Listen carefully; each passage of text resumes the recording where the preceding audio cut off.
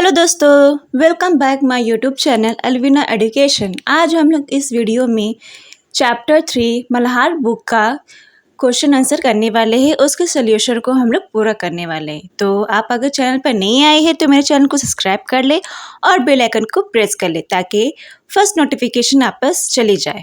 तो चलो वीडियो को स्टार्ट करते हैं। Let's begin. अब यहाँ पार्ट से है। अब देखते हैं आगे क्या लिखा है। आइए अब हम इस कविता को थोड़ा और विस्तार से समझते हैं। नीचे दी गई गीत विधियाँ इस कार्य में आपकी सहायता करेगी। तो यहाँ पे लिखा है मेरी समझ से। कहा है निम्नलिखित प्रश्न के उपयुक्त उत्तर के समूह तारा बनाइए। कुछ प्रश्नों के एक से अधिक उत्तर भी हो सकते हैं। ठीक है, एक क्वेश्चन दिया गया है, उसका हम लोग को ऑप्शन दिया गया, उस ऑप्शन में हम लोग को सही ऑप्शन में स्टार बनाना है। तो देखते हैं फर्स्ट क्वेश्चन क्या है। कविता में किस संबोधित किया गया है। तो इसका ऑप्शन है युवा वर्ग को, नागरिकों को, बच्चों को या श्रमिकों को। तो इस चार ऑप्शंस में जो बेस्ट ऑप्शंस है वो है बच्चों को, मतलब राइट आंसर इसका बच्चे को होगा। अब सेकंड क्वेश्चन है तारे स्वरपण बड़े बड़े हो पंक्ति में स्वरपण से क्या आशा है। ठीक है, पहला ऑप्शन है कल्पना की उड़ान भरना, दूसरा है आकांक्षाएं और रुचियां रखना, तीसरा है बहुत सी उपलब्धियां पाना या लास्ट है बड़े लक्ष्य निर्धारित करना। ठीक है, ये चार ऑप्शन दिया गया है। इस चारों ऑप्शन में जो इसका आंसर है, बेस्ट आंसर है वो है सेकंड वाला, आकांक्षाएं और रुचियां रखना। ठीक है, अब हम लोग आगे चलते हैं। थर्ड क्वेश्चन है, थर्ड है उंगली जलाई पंक्ति में उंगली जलाने का भाव है। पहला है चुनौतियों को स्वीकार करना, दूसरा है प्रकाश का प्रसार करना, अग्नि के ताप का अनुभव करना या कष्टों से नहीं घबराना। ये चार ऑप्शन दिया गया है अगेन। अब इसमें हम लोगों को बेस्ट आंसर देखना है कि कौन से इसका आंसर हो सकता है। तो इसका जो राइट आंसर है वो होगा फर्स्ट वाला ऑप्शन, जो कि लिखा हुआ है चुनौतियों को स्वीकार करना। ठीक है, उंगली जलाए इसका मतलब ये है।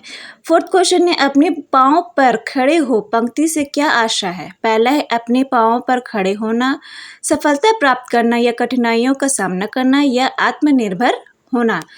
ठीक है, इसमें दो आंसर हो सकता है। ठीक है, आत्मनिर्भर भी होना चाहिए। ठीक है, अपने पाँव पे खड़ा होने का मतलब आत्मनिर्भर भी होना चाहिए और सफलता प्राप्त भी करना होना चाहिए। तो ये दोनों आंसर सही है। ठीक है, अब हम लोग नेक्स्ट क्वेश्चन में चलेंगे, जो कि लिखा गया है खा में। यहाँ लिखा है हो सकता है कि आपके समूह के साथियों ने अलग अलग उत्तर चुने हों। अपने मित्रों के साथ चर्चा कीजिए कि आपने ये उत्तर क्यों चुना। ठीक है, ये आपको खुद करना है कि आपने इसका आंसर क्यों चुना है, ये आपको खुद बताना है। तो चलिए स्टार्ट करते हैं नेक्स्ट क्वेश्चन में। अब लिखा है मिलाकर मिलाना। कविता में से चुनकर कुछ पंक्तियाँ स्तंभ 1 में दी गई है। उन पंक्तियों के भाव या संपर्क स्तंभ 2 में दी गई है। ठीक है, पंक्तियों को उनके सही भाव अर्थात संदर्भ से मिलाइए। ठीक है, हम लोगों को ये दिया गया और इसको हम लोगों को मैच करना है, मतलब कि मिलाना है सही। तो चलिए हम लोग स्टार्ट करते हैं। भावना की गोद से उतर कर जल्द पृथ्वी पर चलना सीखे।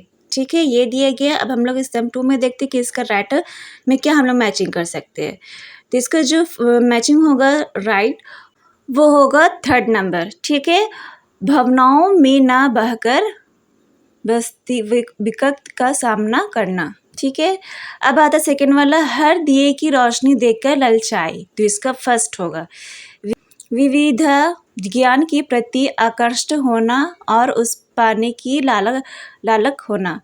तीसरा है चांद तारों से अप्रिय बस सच्चाई के लिए रूठना मचलना सीखे। तो इसका जो राइट होगा आंसर मिलाना होगा वो होगा फोर्थ नंबर। ठीक है, हम लोग फोर्थ नंबर में इसको मिलाएंगे इस तरह से। अब आता है लास्ट में हंसे मुस्कुराए और गाए। तो इसका जो राइट होगा वो होगा दूसरा नंबर। तो ये इस तरह से हम लोग मैचिंग कर लिए हैं। अब हम लोग नेक्स्ट क्वेश्चन में चलेंगे। नेक्स्ट में लिखा है पंक्तियों पर चर्चा करना है। ठीक ना, नीचे पंक्तियाँ दिए गई उस पर हम लोग को चर्चा करना है। पाठ से चुनकर कुछ पंक्तियाँ नीचे दी गई है, इन्हें ध्यानपूर्वक पढ़िए और इन पर विचार कीजिए। आपको इनका क्या अर्थ समझ में आए, अपने विचार अपने समूह से समझ कीजिए और लिखिए। ठीक है, इस पंक्ति को पढ़ना है और हम लोगों को सोच समझ के इसका लिखना है। तो चलिए पढ़ते हैं। जा तेरा स्वपन बड़ा हो, जल्द पृथ्वी पर चलना सीखे। ठीक है, चांद तारों से अप्रय सच्चाई के लिए उड़ना, रूठना मचलना सीखे। तो ये हम लोगों ने कम ये पंक्ति पढ़ लिए है। अब हम लोग इसको लिखते हैं कि किस तरह से हम लोग इसको, क्या हम लोग इस पंक्ति से समझे हैं, इसका हम लोगों को लिखना है। तो चलिए लिखते हैं। इन पंक्तियों से मेरा यह समझना है कि कवि बच्चे को आशीर्वाद दे रहे हैं कि उसके सपने बड़े हो, वो जीवन की वास्तविकताओं को समझे, अपने पैरों पर खड़े होने सीखे और ऊंचे लक्ष्यों को पाने के लिए मेहनत तथा धैर्य से आगे बढ़े। कवि चाहते हैं कि बच्चा जीवन के अनुभवों से सीखकर आत्मनिर्भर, साहसी और सफल व्यक्ति बने। ठीक है, हम लोग इस तरह से इसका आंसर लिख सकते हैं। अब हम लोग नेक्स्ट क्वेश्चन में चलते हैं। अब जो नेक्स्ट क्वेश्चन है अनुभव और कल्पना से। ठीक है, अपने समूह में मिलकर चर्चा कीजिए। ठीक है, अब आता है फर्स्ट क्वेश्चन जो कि है का। कविता में सपनों के बड़े होने की बात की गई है। आपके अनुसार बड़े सपने कौन कौन से हो सकते हैं और क्यों? ठीक है, हम लोगों को इसका उत्तर लिखना है। तो चलिए हम लोग इसका उत्तर लिखते हैं। उत्तर हम लोग इस तरह से लिख सकते हैं। मेरे अनुसार बड़े सपने वे होते हैं जो हमें जीवन में आगे बढ़ने और कुछ अच्छे करने की प्रेरणा दे, जैसे डॉक्टर, शिक्षक, वैज्ञानिक, खिलाड़ी या देश का जिम्मेदार नागरिक बनना बड़े सपने हो सकते हैं। ऐसे सपने व्यक्ति को मेहनत करने, सफलता प्राप्त करने और समाज तथा देश की सेवा करने के लिए प्रेरित करते हैं। ठीक है, हम लोग इस तरह से इसका उत्तर लिख सकते हैं। अगला प्रश्न है खा। है दिए की रोशनी देखकर ललचाई, उंगली जलाई। पंक्ति में सपनों और लक्ष्यों को पूरा करने के लिए लालक की बात की गई है। लालक के साथ और क्या क्या होना आवश्यक है और क्यों? संकेत है योजना, प्रयास या आदि। तो चलिए इसका हम लोग उत्तर लिखते हैं। इस तरह से उत्तर लिख सकते हैं। सपनों और लक्ष्यों को पूरा करने के लिए लालक के साथ साथ मेहनत, लगन, आत्मविश्वास, धैर्य और सही योजना का होना भी आवश्यक है। केवल इच्छा करने से सफलता नहीं मिलती, बल्कि लगातार प्रयास करने से ही लक्ष्य प्राप्त किए जा सकते हैं। ठीक है, इस तरह से हम लोग उत्तर लिख सकते हैं। अब हम लोग नेक्स्ट क्वेश्चन में चलते हैं। गा का प्रश्न है, कल्पना कीजिए कि आपका सपना ही आपका मित्र है। आपको उससे बातचीत करनी हो तो क्या बात करेंगे? तो आइए हम लोग इसका उत्तर लिखते हैं। यदि मेरा सपना मेरा मित्र होता तो मैं उससे कहता कि हमेशा मेरे साथ रहे और मुझे आगे बढ़ने की प्रेरणा देते रहे। मैं उससे अपने भविष्य की योजनाओं के बारे में बात करता और उससे पूरा करने के लिए मार्गदर्शन मांगता। ठीक है, हम लोग इस तरह से इसका उत्तर दे सकते हैं। अब हम लोग आगे चलते हैं।